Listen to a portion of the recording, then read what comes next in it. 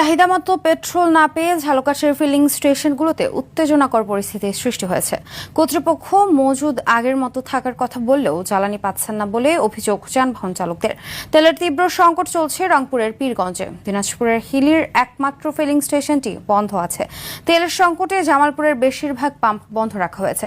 এতে দুর্ভোগ চরমে উঠেছে গ্রাহকদের। আর সেচের জন্য ডিজেল না পেয়ে ক্ষোভ জানান কৃষকরা। এদিকে নোয়াখালীর সেনবাগে অভিযান চালিয়ে 4,000 লিটার ডিজেল ও 1500 লিটার পেট্রোল জব্দ করেছে ভ্রাম্যমাণ আদালত। জরিমানা করা হয়েছে 50,000 টাকা। তেল উদ্ধার সহ 60,000 টাকা জরিমানা করা হয়েছে যশোরে। 3টে ডিজেল লাগবে, কিন্তু আমি সব ডিলারের কাছে গেছি, একটা ডিজেল মাত্র পাইছি।